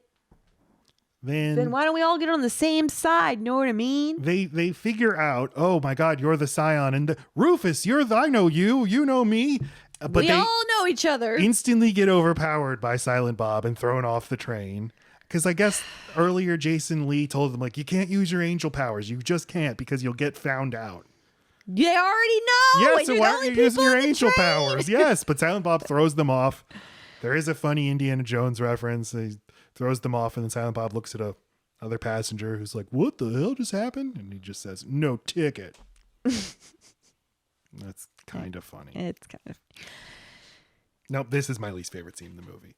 Is when Bethany has her breakdown in the lake. Because this should have came so much earlier if you were going to have a fucking breakdown. Was this whole like little thing you're doing that completely upending your life, and you're an adult and you've got bills to pay, but you're on this weird road trip with these people.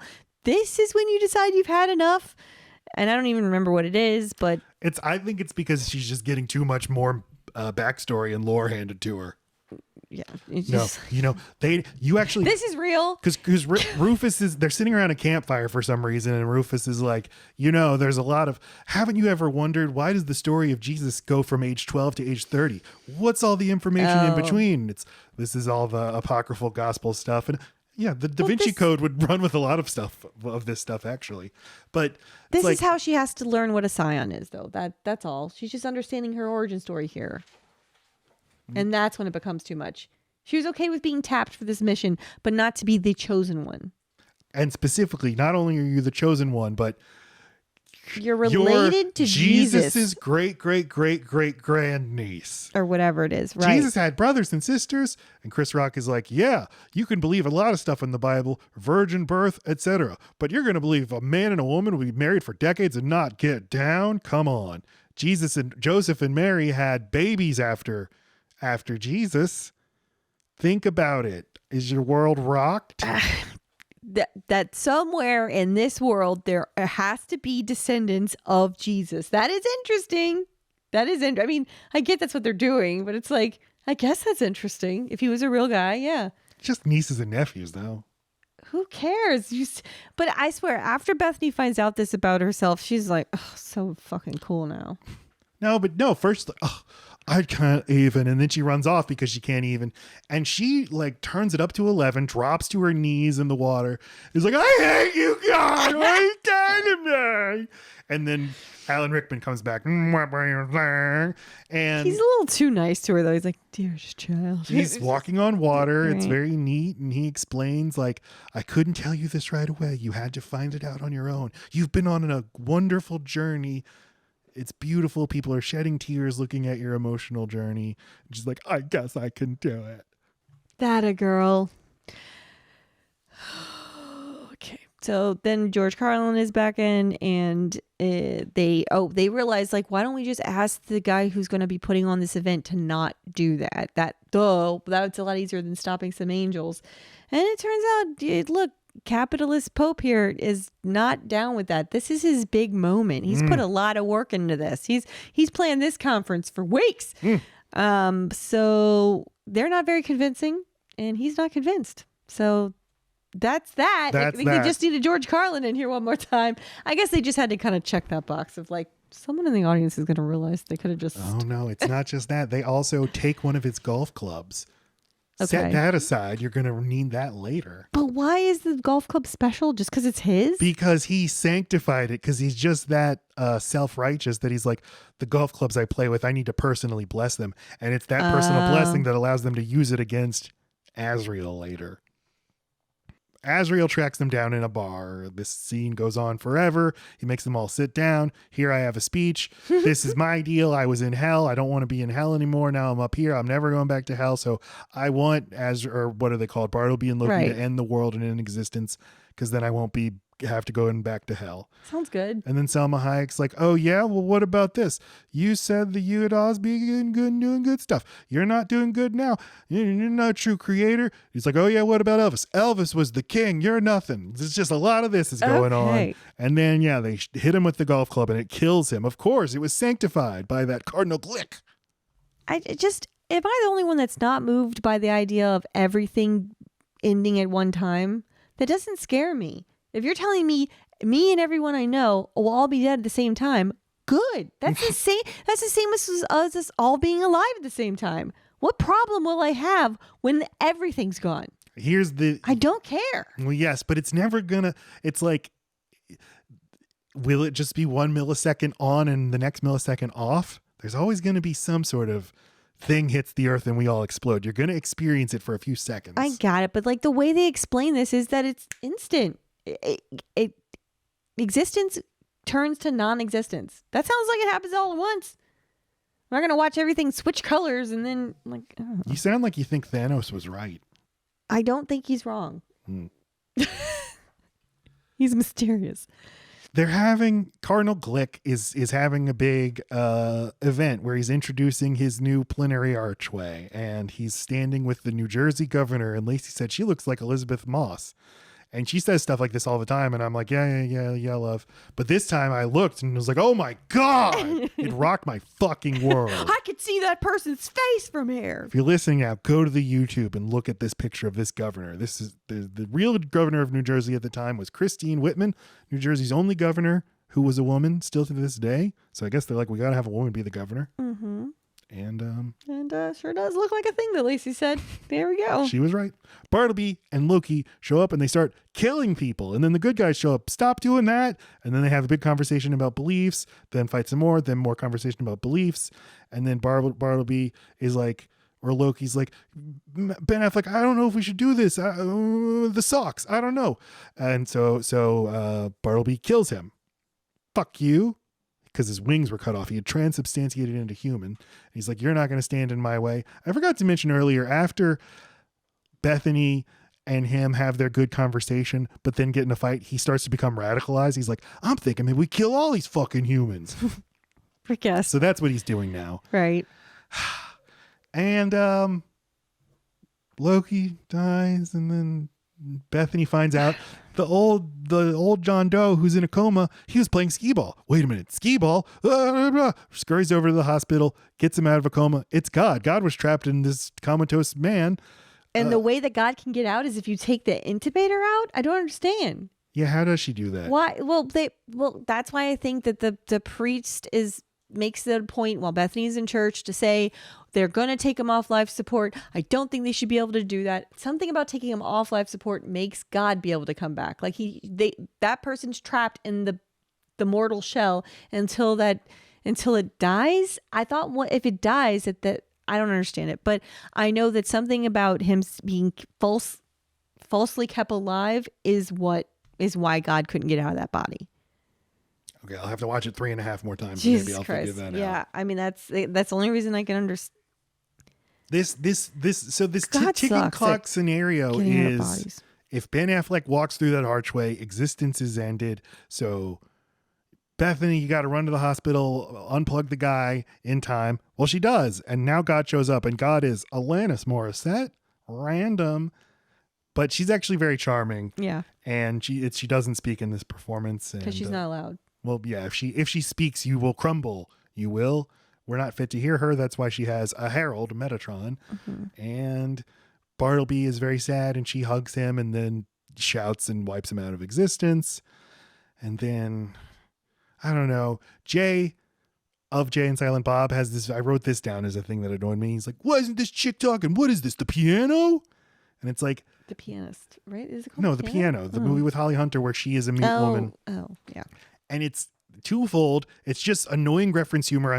This is like that. And where the joke is just that I said a movie title. And also, No one would know that. Jay would not know the fucking piano. He would not be watching the piano. I think that's why it's funny that he say it. That's ribald, yes. The best part of the movie is when Alanis Morissette does a handstand and falls over. Well, and that she's wearing shorts under her dress because that's so practical, and that she's in flip-flops. God uses her power of resurrection to bring Bethany back to life, set everything right, and then Bethany's like, God, before you go, I just have one question. What is the meaning of life? Or like, why are we? I don't know. She asks something annoying. Why are we here? Why are we here? Yeah. And it looks like Alanis Morissette's about to say something, but instead she bops her on the nose and then walks away. And then Alan Rickman's like, oh, well, I'm going to miss you, No, child. Alan Rickman goes, told you she was funny. That's what makes it cute. Funny, you Potter. fucking ruined it. And she's like, okay, well, this has certainly been something. And he's like, it sure has. And then rubs her Wait. stomach. No, Bethany's dead. Did you already say Bethany's dead? You said that God brings her back to life. I really tuned out. No, he doesn't rub her stomach. Rubs he it, wax fucking on, wax just off. like takes a grip of it.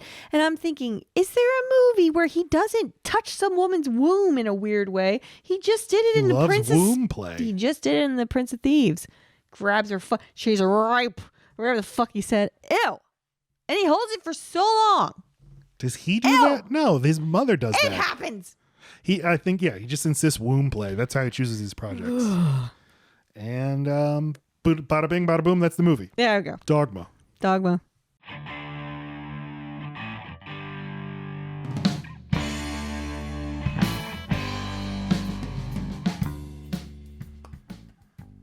Dogma backwards is am God. Dogma. I am God. Okay. Hey, folks, I wanted to commend you all to listen to the In Love with Horror podcast. Laci and I were on it recently. We talked about My Bloody Valentine, the 1981 slashic Canucksploitation classic, and its 2009 remake. So It was very funny and very fun. AJ and Christy delightful. were folks. awesome to talk to. We all vibed. So We were like if you- Ben Affleck and Linda Fiorentino on the train. if You have a if you need podcast. to- I have a podcast. If you have a hard time understanding what we mean by we vibed, yeah, that's a good reference. Yeah. But if you like this podcast, you will like that episode. And if you like that episode, you'll like their podcast. So just go fucking listen. Listen to that and then listen to all the others, or watch. They do YouTube versions of their episodes as well. So, In but Love with Horror. subscribe to the YouTube if you do that. Don't just be looking. You looky loo. Give them a review and then give us a review on iTunes. And thanks to everybody who's done it already, but Yes, keep please. doing it. Just do it. If you're watching us on YouTube, subscribe. Hit that subscribe so you'll get notified every time we release an episode. And if you're listening, I timed that. It's so long, Matt. It's so long. yeah, I was like, the joke is that it's long, but once you're listening to it, It's like, oh, good Jesus, fuck. And yeah. I'm just going to use the whole thing right now because I didn't really use the soundboard throughout. All right, well, if you listen to the podcast on audio, you can also do it on YouTube. Load Bearing Beams Pod on YouTube. Keep up with us on social media. TikTok. basically just TikTok. If you want someone to interact with you, do it on TikTok. Load.bearing.beams. Lacey's very active. She's making these beautiful coloring videos. Oh, well, thank you. They've been quite popular. You can also find us on Instagram at loadbearingbeams. You can follow the show on Twitter at loadbearingpod and me, Matt, at Matt Stokes 9. Matt Stokes 9 is also where you can find me on Letterboxd. You can And find me Laci at on Lo- Letterboxd Load at. Load bearing Laci. Boy, Should do we- I watch some movies. Should we do a clean read of that? Nah. Okay. The music you're hearing, well, the song you're hearing right now is a song by Rural Route 9, my band that I have with Wade Hemel, my great friend. And Wade has an album out that he released, a solo album, Who Said That? And it's great. And we talked to Wade recently, but I want to direct you all again to listen to his album on Spotify, iTunes, all of that. Who Said That? Artist Wade Himmel. That's it. Okay. That's it. We're closing the Great. book. We're closing the View good. Askewniverse. Oh, I love you. Bye. I forgot to ask for final thoughts. My final thoughts are this movie's not good. I don't like it for all the reasons we detailed over the course of this episode. I think this movie has interesting ideas that in the hands, one needs a total script rewrite. It needs to be just cut way the fuck down. And then a director who can just direct simple conversations with people, because this movie is mainly people having conversations. You need someone with some visual flair to make them really sing. Somebody who understands. I mean, I can't believe that this movie can make some of these actors boring. I can't believe Alan Rickman is boring in a movie, but it happened. I've seen Dogma. I doing all this research on Kevin Smith recently has made me really like him as a person, and I'm rooting for him. And I've now watched 3 of his first 4 movies, and this was my third favorite by a wide margin. I give it 2 stars, and I feel generous even giving it 2 stars. I give this movie a 2.5, but I also heart it on Letterboxd because it's complicated. I really like Kevin Smith. I think he's probably a nice person and a good person to work for. He makes movies for his fans. He plays to his crowd. He's like a band that always plays their most popular song, whether they want to or not. He loves making the audience happy. I think that's sweet.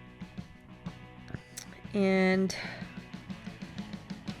I kind of, all the Kevin Smith movies, because there's so many cameos and it's just the actors roll into the next movie, and he just kind of gathers actors. It's all one big Kevin Smith movie, kind of. So I just don't particularly like this part of that big movie. But because I think of it as a whole, I'm giving it 2.5. And I still think it's worth watching because it's got interesting ideas, even though it's very, very Catholic. But I like Jane Silent Bob. I like some of the performances, but it is just very wordy at the end of the day. Everybody had too much words in their mouth. But I'd still say watch it one time and then put it to bed. And I don't know what Laci gives the movie, but 2 stars for me. We love you. Bye. 3, 4.